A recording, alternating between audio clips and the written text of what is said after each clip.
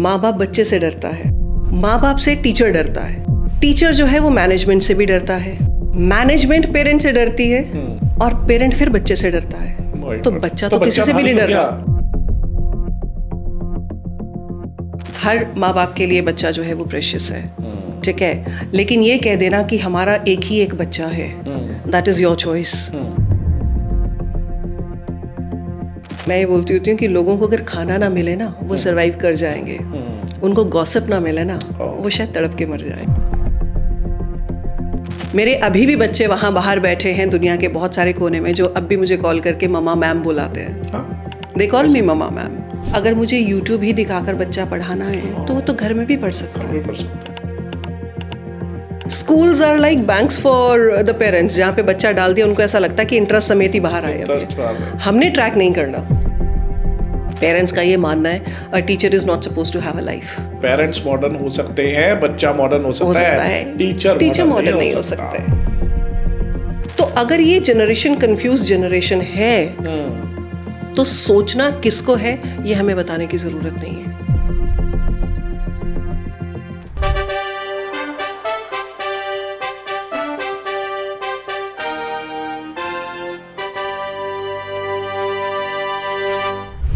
Education, कहते हैं education वो टूल है जो आपकी ज़िंदगी बदल सकता है।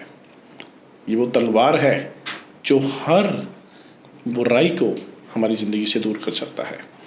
एजुकेशन एक ऐसा वेपन है जो आपको ग्रो करने में सहायता करता है। हर एक वेपन दुनिया में ऐसा हो सकता है जो नुकसान करता हो, but education is the only weapon जो आपका फ़ायदा करता है, जो आपको बल देता है।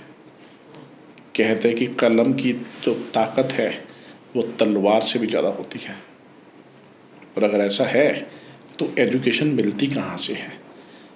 कौन है जो हमें एजुकेट करता है? क्या पेरेंट्स, क्या सोसाइटी, क्या स्कूल, कॉलेज, टीचर, या सब कुछ? मुझे लगता है कहीं ना कहीं सीखने वाले में दम होना चाहिए या सीखने वाले की नीयत होनी चाहिए। लोग तो पत्थरों से भी सीख लेते हैं।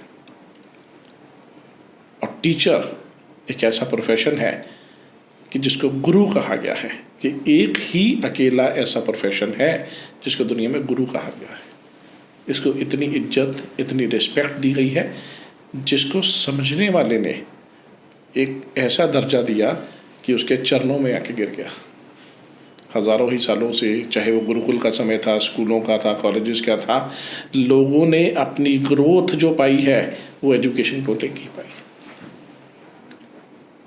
कितना फ़र्क एक पढ़े लिखे इंसान में और अनपढ़ में होता है, ये मुझसे बेहतर आप सब जानते हैं कि किससे बात करते हैं, कैसे बात करते हैं, और ये सीख के कहाँ से आते हैं। लोग कुछ गलती करते हैं तो वो पहले स्कूल ढूंढते हैं कि कहाँ से पढ़े हो। लोग कुछ बड़ा बनते हैं तो पहले स्कूल पूछते हैं कि कहाँ से पढ़े हो। हर रोल में हमारा साथ हमें जानवर से इंसान बनने की जो ताकत दी है वो एक गुरु ने दी है, वो एक टीचर ने दी है। सोचिए, इमेजिन करिए, अगर पढ़ाई ना होती, अगर टीचर्स ना होते, तो क्या लोग इतने सभ्य होते? 100% लोग जंगली होते। अगर उनको ये ना पता होता कि सोसाइटी में रहना कैसे है, बोलना कैसे है, खाना कैसे है, चलना कैसे है। और ये सब सिखाने के लिए हम लोगों के पास सिर्फ एक इंसान जो हमारी ज़िंदगी को बदलता है, उस कच्चे घड़े को एक इंसान का रूप दे देता है, जिसे टीचर बोलते हैं, जिसे गुरु बोलते हैं। कहीं कहीं तो ये भी लिखा गया है कि जो गुरु का दर्जा है वो भगवान से भी बड़ा है, क्योंकि वो सब कुछ आपकी ज़िंदगी में बदल सकता है। और हज़ारों लाखों लोग, करोड़ों लोग सिर्फ अपने गुरु के बल पर ही आगे बढ़े हैं। तो आज इसी टॉपिक के ऊपर आज की चर्चा होने वाली है, टीचिंग और एजुकेशन के लिए। आज हमारे गेस्ट हैं मोनिका शर्मा जी। नमस्कार। आपने बहुत ही खूबसूरती से इस इंटरेक्शन की शुरुआत की है, जहां आपने बहुत ही सटल तरीके से एकलव्य का जो एग्जाम्पल दिया है कि जहां लोग बुद्ध से भी सीख लेते हैं। हाँ। तो वो बात बिल्कुल सही है आपकी कि चाहना जो एक इच्छा है वो होनी चाहिए। अगर आप जिज्ञासु हैं तो आप कुछ भी सीख सकते हैं। लेकिन यहाँ पर ये भी कहूँगी कि वो जो गुरु शिष्य परंपरा जो चली आ रही है जी ओवर द इयर्स, उसमें कहीं ना कहीं जैसे होता है ना कि पानी की मिलावट, हाँ वो धुंधला हो गया है। वो जो एक रिस्पेक्ट था वो कहीं ना कहीं डाइल्यूट हो गई है, और मुझे लगता है कि उसमें हम लोगों का ही हाथ है। हम किसी और की इसमें गलती नहीं निकाल सकते हैं, क्योंकि शायद कुछ ऐसा है कि हम लोग एक दोहरी जिंदगी जी रहे हैं, जिसमें कि वो कहते हैं ना, मूल और असल और ब्याज की जहाँ तक बात होती है जी। कि असल को छोड़कर लोग इसको एज एन इन्वेस्टमेंट और फ़ायदा, अगर कोई भी चीज़ होती है तो सबसे पहला सवाल जो एक पेरेंट पूछता है वो कहता है, मैम इस चीज़ का क्या फ़ायदा। बच्चे भी फ़ायदे सोच के मतलब पढ़ाई में भी हम फ़ायदा, इट्स लाइक रिटर्न देखा जा रहा है, जहाँ पे मुझे लगता है कि गड़बड़, एग्जैक्टली वहीं पर मुझे लगता है कि थोड़ी सी गड़बड़ आ रही है। अच्छा, इसके पीछे आपको नहीं लगता कि ये सारा कमर्शलाइज होने की वजह से हो गया है?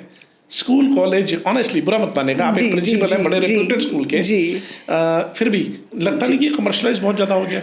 सर, मुझे ऐसा लगता है कि एजुकेशन जब तक तो गुरुकुल था तब तक एजुकेशन था, लेकिन जब से इसके जो नॉमेनक्लेचर है एजुकेशनल इंडस्ट्री हो गया है जी, तो इसको इंडस्ट्री वाले नॉर्म्स तो फॉलो करने पड़ेंगे ना। लेकिन एक चीज़ है उसके उलट, आज भी चाहे वो इंडस्ट्री बन जाए चाहे कमर्शलाइज हो जाए, आज भी ऐसे टीचर्स हैं, मैं आप ही की एग्जांपल दूंगा, आज भी ऐसे टीचर हैं जिन्होंने बच्चों को लुधियाना जैसे शहर से उठा के इंटरनेशनल लेवल तक पहुंचाने की हिम्मत दे दी है। जी जी, वो उसके बिना पॉसिबल होता ही ना। देखिए, अगर मैं इंडस्ट्री भी कह रही हूँ तो उसमें उसकी नेगेटिविटी नहीं है, क्योंकि इंडस्ट्री भी वही इंटरनेशनल लेवल तक पहुंचेगी जो क्वालिटी देगी, तो एजुकेशनल इंडस्ट्री भी अगर क्वालिटी देगी, अगर वो बच्चा जनरेट करेगी जिसको हमें ऐसा लगता है कि जो वर्ल्ड को अ बेटर प्लेस बना सके, एटलीस्ट लिवेबल। मैं कहती हूँ कि जो आजकल के हालात चल रहे हैं, बेटर नहीं, जो है उसी को संजो कर रख लें, वो भी बहुत बड़ी बात है। सही है।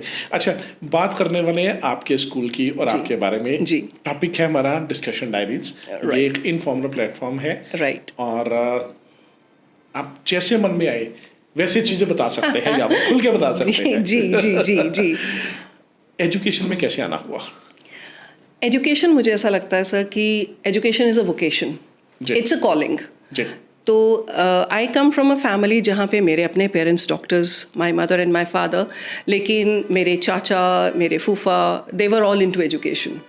तो मुझे एक वो जनरल फैमिली का जो एटमॉस्फेयर मिला, जहाँ पे मुझे ऐसा लगता था कि वो लोग घर आके अपने किस्से बताते थे क्लास में, कॉलेज में ऐसे बच्चों से बात हुई, तो मुझे ऐसा लगता था कि आप कितना ही इम्पैक्ट कर सकते हैं किसी की लाइफ को, और उसकी जो सेटिस्फैक्शन मिलती थी, आज उस बच्चे से बात की, वो परेशान था, उसको रिजॉल्व किया, बच्चा खुश हो गया। बिल्कुल सही। तो मुझे ऐसा लगा कि हमारी अंग्रेजी में एक चीज़ कही जाती है, take care of the smaller things, the bigger things fall in place. तो मुझे एक बहुत बड़ी चीज़ पे जाकर किसी चीज़ को एक मॉडिफिकेशन देने के बजाय अगर मैं ज़रा सी चीज़ को देख लूँ तो शायद मेरा purpose of this life complete हो जाए। अच्छा, अभी तो जैसे कमर्शलाइज हो गया, अभी टीचिंग एक टीचर नहीं रह गया, ऑनेस्टली ये एक बहुत बड़ा प्रोफेशन बन गया है जी। आप ही की भाषा में बात करूँ तो इंडस्ट्री बन चुकी है। इंडस्ट्री, जी। मैंने भी टीचिंग प्रोफेशन 24 साल पहले शुरू किया। जब मैंने शुरू किया टीचिंग प्रोफेशन में आया तो लोग इसको बड़ा लाइटली लेते थे, कहते थे ये कोई काम थोड़ा है, तो बच्चों को अंग्रेजी सिखाते हैं, क्या काम करते थे, इंग्लिश पढ़ाते हैं, तो it was not a profession. पिछले 10-12 सालों में तो लोगों ने इस प्रोफेशन को इतना उठा दिया कि इसको एक आम बड़ी इंडस्ट्री बना दिया। एक हलवाई की दुकान चलाने वालों ने भी यूनिवर्सिटियां बना ली, और एक लोहे की फैक्ट्रियां चलाने वालों ने भी यूनिवर्सिटियां अपनी खड़ी कर दी। हर इंसान एजुकेशन में आ गया क्योंकि एजुकेशन एक इंडस्ट्री बन गया। 30 साल पहले चलते हैं जब आपने अपना करियर की शुरुआत करी, कैसे रहा उस टाइम पे समय?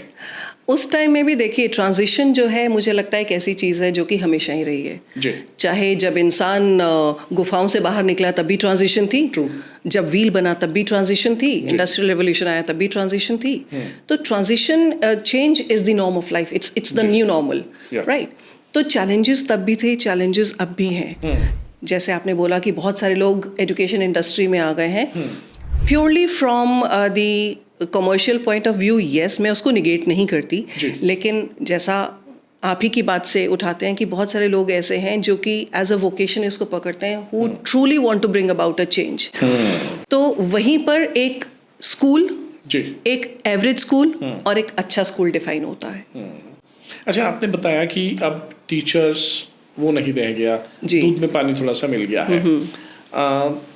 इसे किस तरह से, किस नज़रिए से आप देखते हैं? कहीं ना कहीं आप तो कहते हो कि टीचर ही इसमें रिस्पॉन्सिबल है। जी। मुझे लगता है कि टीचर हम रिस्पॉन्सिबल है, लोगों की रिटर्न ऑन इन्वेस्टमेंट सोचने की जो पॉलिसी है वो थोड़ी सी ज़्यादा रिस्पॉन्सिबल है। एग्जैक्टली। देखिए, ऐसा होता है कि जब आप एक काम करते हैं, जब आप कोई एक पर्पस पकड़ते हैं, जी।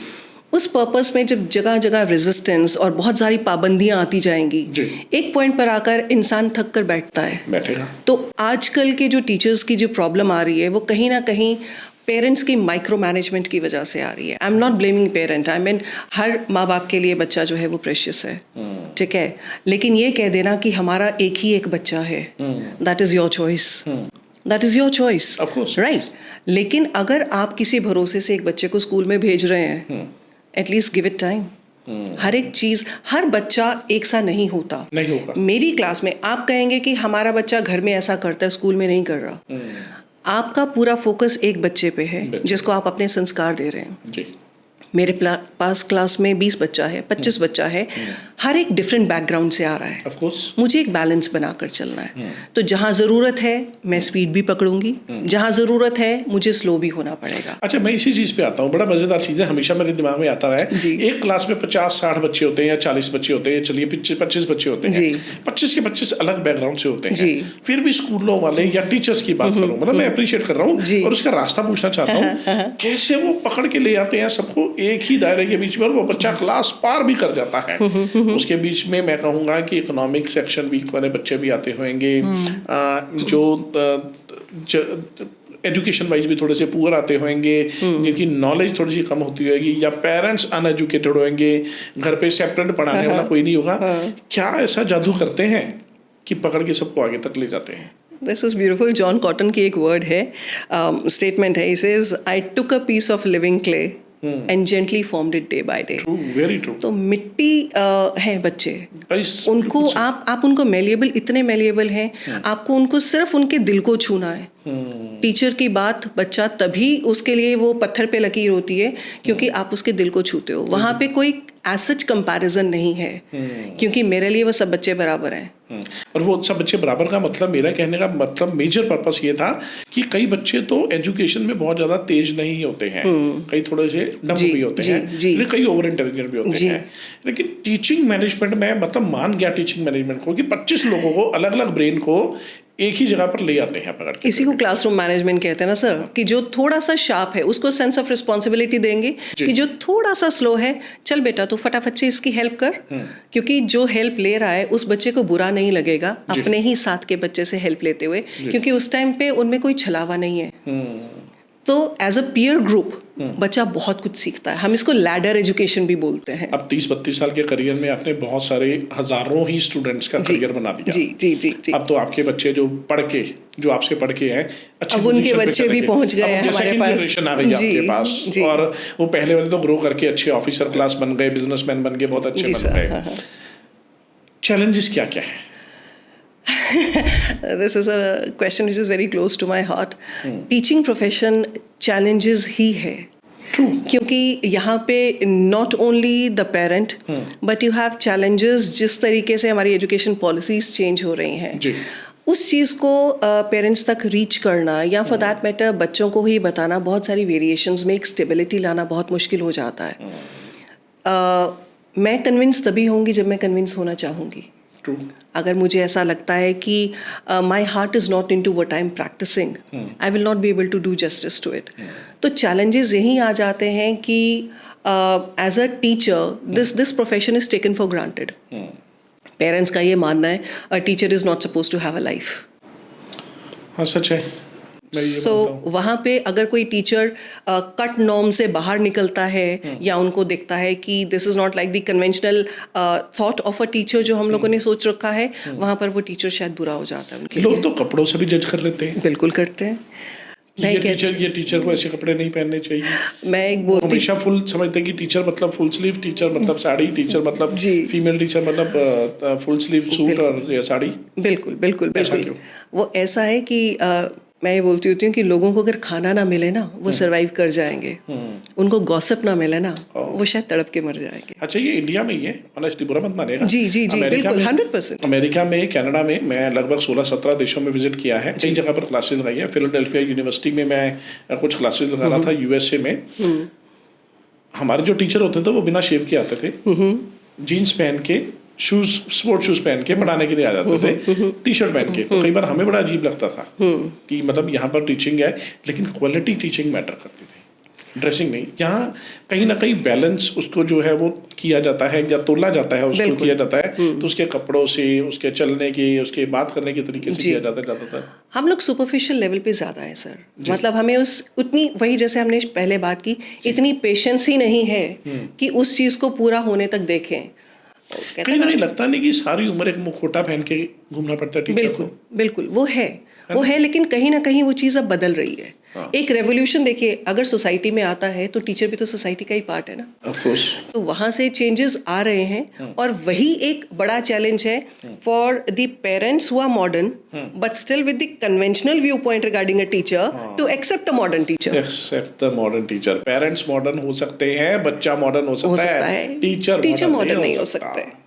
टीचर्स, क्योंकि वो टीचर हैं, तो टीचर तो अभी भी वो गुरुकुल वाले रहेंगे, सही है, तो वो नहीं हो सकता। लेकिन गुरुकुल वाला जो एक रुतबा था, जो गुरुकुल वाली जो एक फ्रीडम थी टीचर को, कि बच्चे को आप कान से भी मरोड़ सकते हैं, आप बच्चे को ये भी बोल सकते हैं आप गलत हैं तो आप गलत हैं। नहीं, हमारे टाइम पे तो जब तक मैं स्कूल में था खूब पिटाई होती थी, नहीं ऑनेस्टली। आज ऐसा नहीं है। अब तो वो कहते हैं ना कि डिसिप्लिन की जहाँ तक बात है, there was a very beautiful podcast मैं एक सुन रही थी, तो कहते जब हमने डिसिप्लिन बच्चों से लिया तो क्या किया, माँ बाप बच्चे से डरता है, सही बात है, ठीक है, बच्चा स्कूल आता है, ठीक है, माँ बाप से टीचर डरता है कि कुछ कहे ना, ठीक है, टीचर जो है वो मैनेजमेंट से भी डरता है, बिल्कुल सही बात है, मैनेजमेंट पेरेंट से डरती है, और पेरेंट फिर बच्चे से डरता है, तो बच्चा तो किसी से भी नहीं डर रहा, बच्चा भारी हो गया, बच्चा ही तो नहीं डर रहा। और जब उसे पता है वो अहम ब्रह्मस्मि कि मैं ही सब कुछ हूँ, हम खुदा हो गए, तो वो क्या सीखेगा बच्चा? उसे सीखने के लिए पहले वो ह्यूमिलिटी तो लेकर आए उसमें। बहुत सही बात है, बिल्कुल सही बात है। तो मतलब आजकल तो मुझे लगता है कि स्कूलों वाले ये चीज़ एडवर्टीज कर ले रहे हैं हमारे यहाँ, नो बीटिंग, नो बैग, ब्ला ब्ला। नहीं, वो वही बोला ना, स्कूल, एवरेज स्कूल, अच्छा स्कूल, लेकिन यहाँ पे it is not a choice of the school, जो मैंडेट्स हमारी पॉलिसी। ऑनेस्टली प्रिंसिपल मैम, मुझे लगता है कि बिना सख्ती के डिसिप्लिन नहीं हो सकता। तो मुझे लगता है एक स्कूल पेरेंटिंग के लिए चाहिए, बच्चे संभाले जाते हैं, बच्चे कभी परेशान नहीं करते, कभी उनसे आप बात करेंगे ना, जैसे डिफरेंट लेवल्स ऑफ चिल्ड्रन, उनका अलग अलग अंदाज होता है आपको अपना प्यार जताने का। मैं स्कूल जाती हूँ, जो मेरे केजी के या फॉर्मेटिव ईयर्स के बच्चे हैं, वो मुझे देखेंगे, वो भाग कर आते हैं और इतने प्यार से हग करते हैं, मैम आ गए हैं। वही जो बड़ा बच्चा होता है, वो जब अपनी परेशानी लेकर आपके पास आता है, मैम आज मैं उदास हूँ, क्या हुआ बच्चा, आज घर में ऐसे था, या आज मेरे फ्रेंड ने, उनके लिए वो एक्सप्रेशन है उनके प्यार का। सही बात है, ठीक है, तो बच्चे मोल्ड हो जाते हैं। डिफिकल्टी कहाँ आती है? पेरेंट को समझाने में। तो आज की डेट में मुझे लगता है कि बच्चे की बजाय पेरेंट्स को स्कूल ज्वाइन करने की जरूरत है। बिल्कुल, पेरेंटिंग सेमिनार्स, अब तो लेटेस्ट सीबीएसई ने फिर से ये बोल दिया है कि parenting orientation and parenting seminars is a mandate. Yes, is a must. अच्छा, किस तरह के बच्चे आपको ज़्यादा अच्छे लगते हैं? Personal question. बच्चे देखिए सब प्यारे होते हैं, जो जिनको हम थोड़ा सा स्लो लर्नर्स कह देते हैं, उनमें एक अपनी एक इनोसेंस होती है।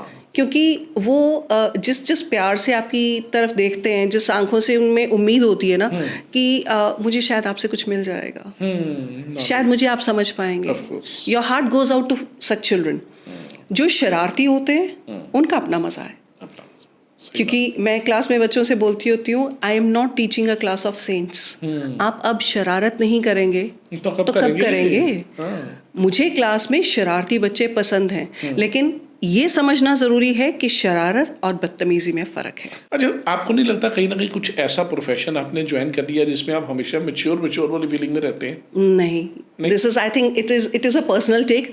मुझे ऐसा लगता है जो टीचर्स होते हैं वो फॉरएवर यंग रहते हैं, अगर वो रहना चाहें तो, क्योंकि बच्चों के साथ में अगर हैं आप तो बचपना आपका जो है वो जिंदा रहेगा। अच्छा, मॉडर्न मेथड वर्सेस जो ट्रेडिशनल मेथड, इसके बारे में डिस्कस करते हैं। ज़्यादा अच्छा क्या है? देखिए एजुकेशन मुझे लगता है हाइब्रिड चले तभी ठीक है, जी। क्योंकि हम टेक्नोलॉजी को निगेट नहीं कर सकते, बिल्कुल सही बात है। राइट। लेकिन कन्वेंशन जहाँ पे है, जो चॉक एंड बोर्ड जो चीज़ है या जो एक पर्सनल ह्यूमन कनेक्ट है, हम उसको भी निगेट नहीं कर सकते, क्योंकि अदरवाइज हम लोग सिर्फ एक generation of robots and lack of human touch को अगर जनरेट करेंगे तो हम उनसे उम्मीद नहीं कर सकते कि वो सेंसिटिव हों। आपको लगता है कि in future robots will take place of teachers? बिल्कुल ले लेंगे? बिल्कुल ले लेंगे। देखिए लेंगे, वो कितने इफेक्टिव होंगे, मैंने अभी क्या बोला कि हम लोग एक जनरेशन इंटरफेरेंस को रोल नहीं कर सकते, हम ह्यूमन टच नहीं खत्म कर सकते। अगर हम कर देंगे तो we are only generating a senseless generation जिसमें कोई इमोशन नहीं है। तो उसमें फिर हम ये एक्सपेक्ट नहीं कर सकते कि अगर वो अपनी फैमिली भी है तो उसमें कोई एक इमोशनल कनेक्ट रहेगा। अच्छा, मेल डोमिनेंट सोसाइटी की लोग ज़्यादातर बात करते हैं कि ये मेल डोमिनेंट सोसाइटी है। मैं इस चीज़ में बिल्कुल नहीं करता। मेरा जो फेथ है वो विमेन रिस्पेक्ट पे बहुत ज़्यादा है। हालांकि मैं कहता हूँ कि विमेन ने हर जगह पर अपनी अचीवमेंट की है, सारी दुनिया में अपना नाम बना के फिर भी अपने घर को संभाला है, बहुत बड़ी बात है इसमें। टीचिंग में आपको नहीं लगता कि विमेन डोमिनेंस थोड़ी सी ज़्यादा है? वो मैं आपको इसलिए बताऊंगी, वो भी एक कन्वेंशन है, एक जिसको हम बोलते हैं ना कि हम प्रोटोटाइप्स, एक हमारा एक माइंड उस हिसाब से बना हुआ है। हमें ऐसा लगता है that teaching profession is easy, 2 बजे तक छुट्टी हो जाती है, घर आके संभाल लें। बट फॉर मेन, ये भी एक सोसाइटी का ही है ना, men are suppose to do work which is more challenging. Teaching को कभी चैलेंजिंग माना ही नहीं गया। लेकिन मुझे लगता है टीचिंग बहुत चैलेंजिंग है। वो हम समझते हैं जो बीच में है, जो बीच में है। आप बाहर से देखें तो बाहर से तो नाव को कैसे चलाना है कोई भी बता देगा, वो तो कुछ नहीं, 2 बच्चों को पीटना है, लेकिन तूफान से कश्ती निकालना वो उसको पता है, उसी को पता है जो चप्पू चला रहा है। So that is where the difficulty comes in. तो इट इज़ टाइम कि इस प्रोफेशन को बहुत रिस्पेक्ट दी जाए और समझा जाए कि this is out of choice. वरना लोग यही कहते हैं कि कुछ और नहीं कर सके तो टीचर बन गए। अच्छा, नहीं, मैं वही, ठीक है, मेरा क्वेश्चन था कि क्या टीचर ज़्यादा नहीं लगता कि फीमेल ज़्यादा टीचर प्रेफर की जाती है स्कूलों में मेल की जाए?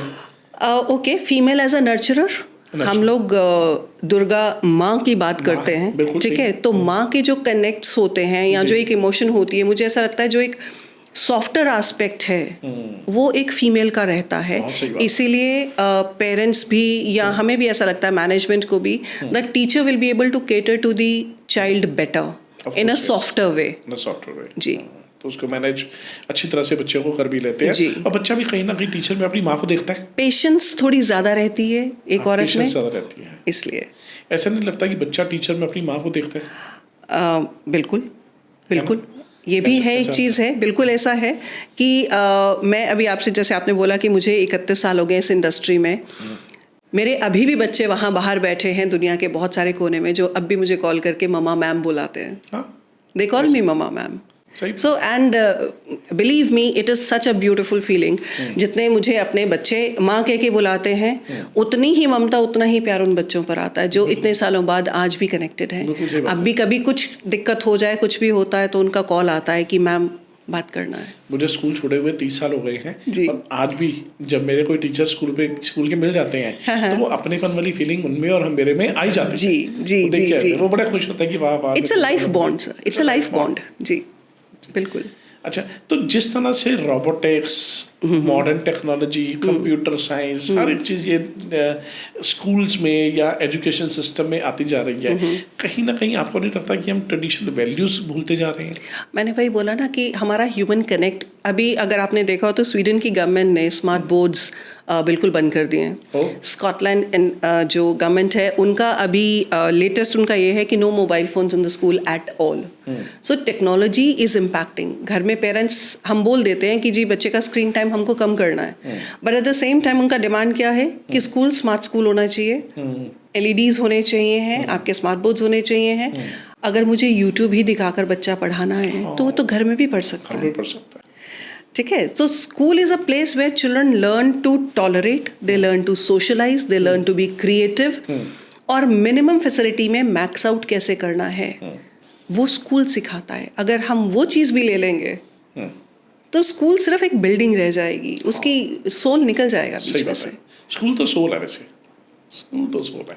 अच्छा, एक चीज़ बताएं, बच्चे की राइट एज क्या होनी चाहिए स्कूल ज्वाइन करने की? What is the right age to join? पुराने ज़माने में 6 साल बोला जाता था जी। अब भी ग्रेड 1 जो है वो 6 साल ही है, but working parents we understand कि हम लोग इवॉल्व कर रहे हैं, parents are working, nuclear families हैं, तो children as young as 1.5 years are also being sent to play schools.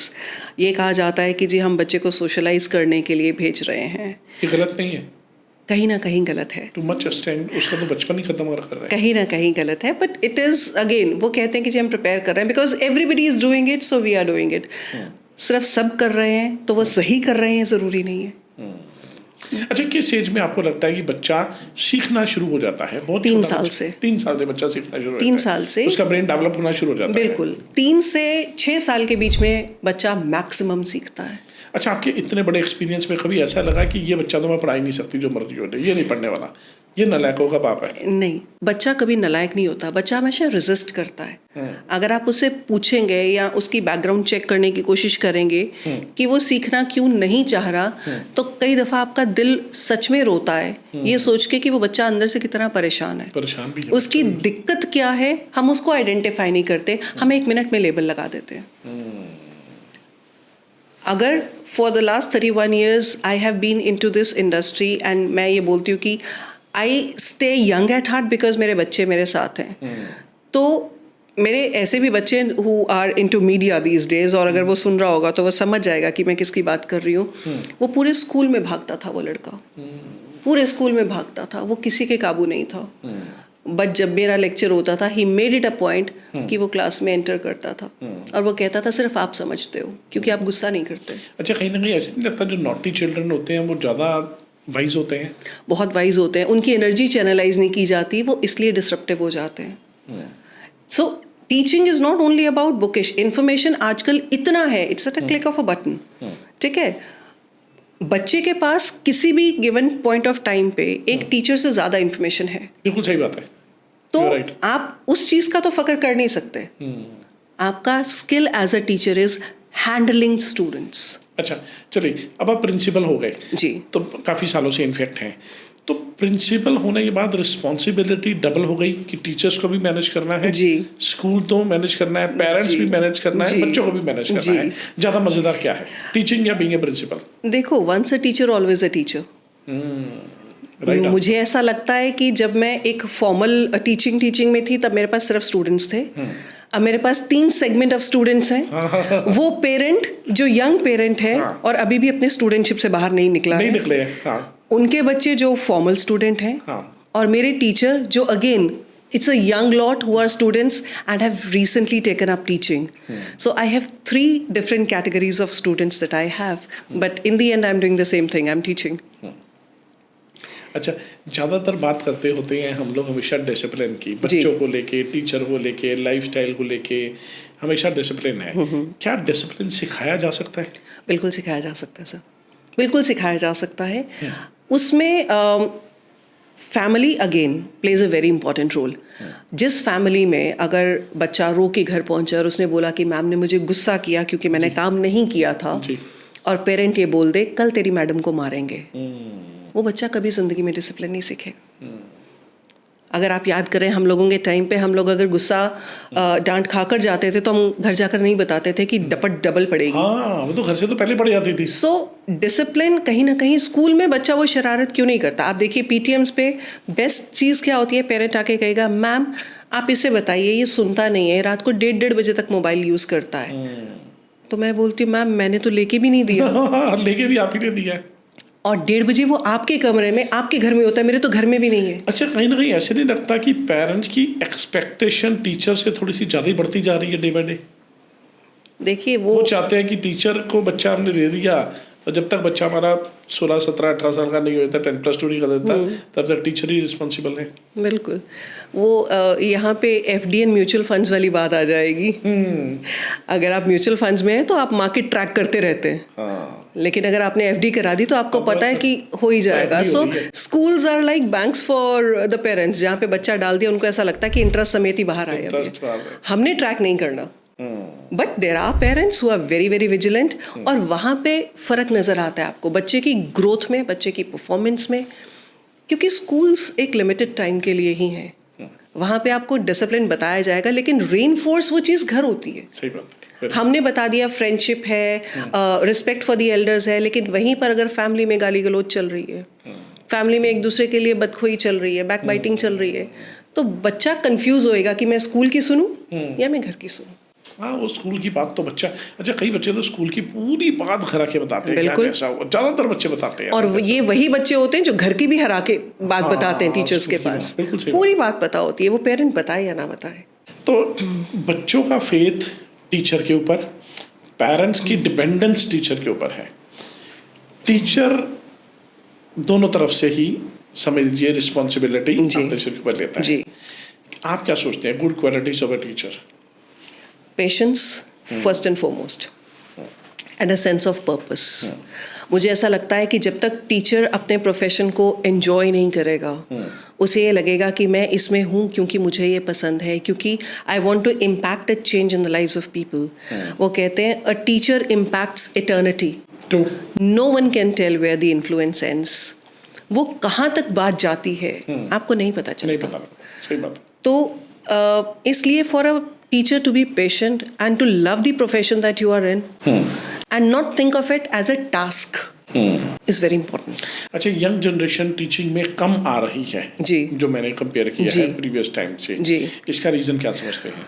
Again इसका रीजन सिर्फ यही है, the way the teachers are discussed back home and in the society, right? If it's a doctor, वो किसी भी level का doctor हो, आपके दिल से रिस्पेक्ट निकलती है, ओ ये डॉक्टर है, शायद कभी जरूरत पड़ जाए, अरे वो तो टीचर है। तो जब तक वो एक ऑफ हैंडेड बात करने का तरीका, लहजा नहीं बदलेगा टीचर को लेकर, और वो एक रिस्पेक्ट नहीं आएगी, तब तक पीपल विल नॉट वांट। अब मैं अगर आपसे पूछूं कि कितने पेरेंट्स ऐसे होंगे, अगर उनसे पूछें कि how many of you would want your children to be teachers, none of them would want it, क्योंकि उनको मालूम है कि वो कितनी इज्जत देते हैं टीचर को। तो कहीं ना कहीं दे वुड नॉट वांट कि उनका बच्चा उस चीज़ को एक्सपोज हो जो कि उनको पता है कि वो खुद गलत कर रहे हैं। अच्छा, ज़्यादा मुश्किल क्या है? बड़ा पर्सनल सा सवाल है जी। लोगों के बच्चे संभालना या अपने बच्चे संभालना? डेफिनेटली पराई अमानत को संभालना हमेशा मुश्किल होता है। अपने बच्चों के लिए मैं जो भी डिसीजन लूँगी, मुझे ये पता है उसका अच्छा बुरा मेरा है, उसका अच्छा बुरा मेरा है, लेकिन एज अ टीचर अच्छा बुरा अपना समझकर दूसरे के बच्चे भी किए जाते हैं, लेकिन उसमें आप पे सवाल ज़रूर उठता है। क्योंकि जैसे मैंने सबसे पहले बोला, फ़ायदा, मैम आपने मेरा बच्चा इस इवेंट के लिए लिया, इसका फ़ायदा, उसका फ़ायदा, सही बात। ठीक है, तो वो एक ट्रस्ट फैक्टर जब तक नहीं होता ना, तो उसमें आपको कहीं ना कहीं एक थोड़ा सा अंदेशा, एक थोड़ा सा डर वो बना रहता है आपका। अच्छा, कहीं ना कहीं बच्चे बहुत नॉटी भी होते हैं, सुपर नॉटी जी, जो खुद भी नहीं पढ़ते और दूसरे को भी नहीं पढ़ने देते क्लास में। How do you handle them? वो इसीलिए, जैसे हमने बात की कि वो इसीलिए नॉटी होते हैं क्योंकि शायद जो चीज़ उनको करवाई जा रही है वो ऑलरेडी अचीव कर चुके हैं। उनमें एनर्जी लेवल इतना ज़्यादा है कि उसको यूटिलाइज नहीं करना आ रहा। सो इन माई स्कूल वी, जैसे आपको बताया कि we have a ladder system of education, जहाँ पे एक क्लास में ही हम सेगमेंट्स मान के चलते हैं। अगर मेरा स्लो लर्नर है तो उसकी वर्कशीट, उसके नंबर ऑफ क्वेश्चंस, उसकी लेवल ऑफ डिफिकल्टी एक लेवल का रहता है। जो थोड़ा सा मीडियोकर है, हम उसको रिस्पॉन्सिबिलिटी दे देते हैं इसको ज़रा हेल्प करना, so the child feels responsible. लेकिन जो सुपर एक्टिव है उसको एडिशनल ड्यूटीज़ दे दी। अच्छा, पेरेंट्स को कौन से ऐसे टिप्स देना चाहेंगे जिसमें लगे कि बच्चा आपका जो है वो सही से, मतलब आप ध्यान रख पाए? पेरेंट्स के लिए कोई टिप्स? एज पेरेंट्स मुझे ऐसा लगता है कि प्लीज़ ट्रस्ट योर चाइल्ड, लेकिन जहाँ पे थोड़ा सा स्ट्रिक्ट होना है वो स्ट्रिक्ट हो जाइए, वो ज़रूरी है इसके लिए। Trust the school, whatever school your child is in, believe in the teachers and don't backbite teachers in front of your child. आप ऐसा करेंगे बच्चा कभी रिस्पेक्ट नहीं करेगा, और जहाँ रिस्पेक्ट नहीं है वहाँ से बच्चा कभी सीखेगा नहीं। एक सच बताऊं मैं आपको जी, इसी बात पे, जी, बच्चा अपने टीचर के खिलाफ कोई बात सुनता ही नहीं है। ट्रस्ट में, मैंने अपने बच्चे देखे हैं, अपने फ्रेंड्स के बच्चे देखे हैं, बच्चे को लगता है कि मेरे पेरेंट्स गलत है, मेरा टीचर सही है। जी, बच्चा के घर पे कहता नहीं मैम ने तो ऐसे बोला था, हम कहेंगे कि ये चीज ऐसे सच है नहीं मैम, हम कहेंगे तेरी मैम को नहीं पता, ऐसे कैसे नहीं पता, मेरी मैम नहीं, झूठ नहीं बोलती मेरी मैम। बट वो रेजिस्टेंस जहाँ बार बार होगी ना, तो कहीं ना कहीं वो कहते हैं ना कि एक झूठ को भी 100 बार बोलें तो वो सच लगता है। हाँ, सही बात है। तो वो चीज़ कहीं ना कहीं एक मॉनिटरिंग ज़रूरी है। अच्छा, यंग जनरेशन, जैसे मैं भी चाहता हूँ, आप भी चाहते हैं कि टीचिंग में आए, टीचिंग को एज ए प्रोफेशन चूज करें, उनके लिए क्या एडवाइस देना चाहेंगे आप? उनके लिए यही एडवाइस है कि there is a greater calling. Education, जैसे मैंने बोला है, टीचिंग जो है it's not a profession, it's a vocation. और जो एक सेटिस्फैक्शन होती है ना to make the child do, जिसमें आपको लगता है कि आपका कहीं ना कहीं एक बहुत इंपॉर्टेंट रोल है for the child to achieve that small hurdle, उसको ओवरकम करने में, there is unmatch, it's unmatched. आपको वो सेटिस्फैक्शन कहीं नहीं मिलती। और ये बहुत ब्यूटीफुल प्रोफेशन, बहुत ब्यूटीफुल। हम लोग कई दफ़ा मुझे ऐसा लगता है कि मैं कहीं भी निकल जाऊं, मुझे कहीं ना कहीं अपने स्टूडेंट्स मिलते हैं। आप ये देखिए, बिजी मार्केट प्लेस में निकलूं और इतने ऊंचे लंबे बच्चे दाढ़ी मूछ वाले अब आकर जब वो पाँव हाथ लगाते हैं ना, तो मुझे ऐसा लगता है कि शायद क्लियोपेट्रा क्या रही होंगी जो हम हैं। किया हमने भी, कुछ किया है, कुछ तो किया है, कुछ तो अच्छा किया होगा कि जो आज याद रख रहे हैं। और बिना कर्म के आप गुरु नहीं बन सकते। गुरु बनना भी एक बहुत बहुत बड़ा भाग्य का काम है, किसी को मिलता है जिंदगी में, सबको नहीं मिलता। यही यंग जनरेशन अगर इस चीज को समझ जाए जी, कि आपका एक, you have a bigger purpose in this life, I think you will be the happiest person you can be. और अगर एक टीचर, जैसे आप तो हजारों ही बच्चों को पढ़ा चुके हैं, मैं भी शायद हजारों को ही पढ़ा चुका हूँ, 30-40 हज़ार बच्चों का डेटाबेस ही होगा हमारे पास। लगता है कहीं ना कहीं एक सेटिस्फेक्शन जरूर लगती है कि जिनको हमने पढ़ाया वो कुछ आगे बढ़ गए, बिल्कुल, और वो जिंदगी में बहुत कुछ कर रहे हैं, चाहे उनकी अपनी किस्मत है, अपनी मेहनत है, सब कुछ उनका है, बिल्कुल।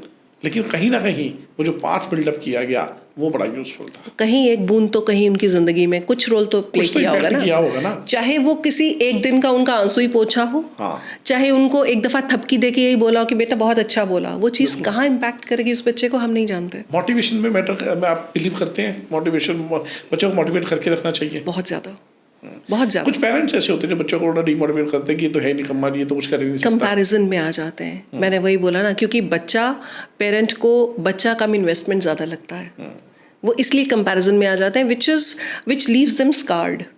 आपको नहीं लगता कि पेरेंट्स को ये चीज़ समझने की ज़रूरत है कि अपने बच्चे को बाकी बच्चों से कंपेयर करने की बजाय अपने बच्चे को या नेगेटिव बोलने की बजाय उसे पॉजिटिविटी बोल के सेट करें? बिल्कुल बिल्कुल, उससे बहुत जल्दी और बहुत अच्छा रिजल्ट आता है। क्योंकि बच्चे का कंपटीशन बच्चे के खुद के साथ है कि जी उसने मैम इसके तो 40 में से 25 नंबर ही आए हैं, दूसरे बच्चे जो ट्यूशन पे जा रहे थे उनके तो 27 नंबर आ गए हैं, उनके तो 30 नंबर आ गए। अरे उसके अगर 25 आए तो पिछली बार 20 थे, आप उसे थपकी दे के तो कहें ना बेटा 5 नंबर ज्यादा आ गए, वंडरफुल, आप कहें तो सही। कहीं ना कहीं ऐसा नहीं लगता कि इरिटेटिंग पेरेंट्स भी बहुत आते हैं? Honest answer, of the records yes होता है ना? बिल्कुल आते हैं, बिल्कुल आते हैं। कैसे हैंडल करते हैं उनको? देखिए, मंत्रा, शुगर कोटेड आंसर मत देना। नहीं बिल्कुल नहीं, मंत्रा सिर्फ यही है, पेशेंस। जैसे बच्चों को डील करना है, सुनना जरूरी होता है। देखिए, जो भी पेरेंट इरिटेबल होकर आता है ना, वो कहीं ना कहीं एजिटेटेड होता है, they are not able to handle their own emotions.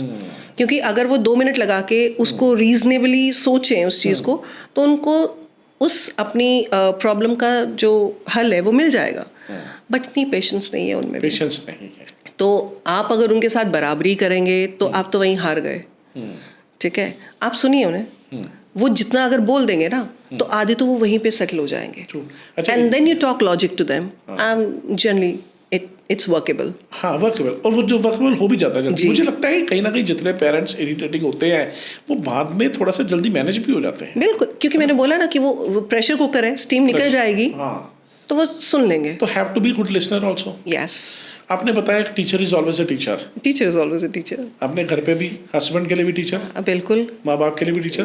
बिल्कुल, क्योंकि जब कभी बात करना होता है और समझाने के लिए जब मुंह से निकलता है ना बच्चा ऐसे करना है, तो ये बहुत बहुत जल्दी समझा दिया जाता है कि तुम क्लास में नहीं हो। याद दिलाया जाता है कि तुम क्लास में नहीं हो, यहाँ बच्चा तुम हो, हम नहीं है। बिल्कुल बिल्कुल, that's how it is। लेकिन ये होता है, ये जरूरी होता है, मुंह से निकला होता है ना, ये हो जाता है, क्योंकि मुझे लगता है कि वो आपके तब तक आपकी रगों में बस चुका होता है, टीचिंग घुस जाता है टीचर। आप नहीं, आप उससे छूट नहीं सकते हैं। वो कहते हैं ना कि you can stop being in the profession but the profession will never leave you. Of course, yes. अच्छा, समय क्या कहता है? आने वाला टाइम पे क्या सोचा है? आने वाला टाइम यही है कि एजुकेशन सिनारियो जिस स्पीड से बदल रहा है, वो अगर नहीं हैंडल किया ना तो it will be like electrons gone berserk. वो ऑर्बिट्स में गेनिंग एनर्जी, लूजिंग एनर्जी से वो they keep hopping, they will be directionless. तो जितनी मर्जी हम पॉलिसीज ले आए, उसकी इम्प्लीमेंटिंग जब तक अच्छे से नहीं होगी, n number of policies will not work, they will not work. बच्चा कहीं ना कहीं इंटरेस्ट एजुकेशन में लूज़ करता जा रहा है. आप शायद इस बात से थोड़ा सा डिसएग्री हो, लेकिन मैंने भी बहुत स्टडी किया है. कहीं ना कहीं पेरेंट्स या बच्चा एजुकेशन की वैल्यू को कम समझना शुरू हो गए हैं आज के आने वाले टाइम पे. शायद ये इंटरनेट का एक रीज़न है, या बहुत सारी सोच चेंज हो रही है लोगों की. This is a generation of immediate gratification. मैं बोलती हूँ कि ये वो पुराना ज़माना गया जहाँ पे दादी सेवैयाँ बनाती थी और उसे सुखाती थी और फिर बनाए जाते थे. 2 मिनट मैगी वाली जनरेशन है. अरे सही आंसर है, वेरी ट्रू. यहाँ पे डाला, उबाला और खा लिया. ना स्वाद, ना तड़का, ना कुछ. सो जब इमीडिएट ग्रेटिफिकेशन चाहिए होता है उनको, इसलिए डाइल्यूशन जिसकी मैंने बात की थी वो आ रही है.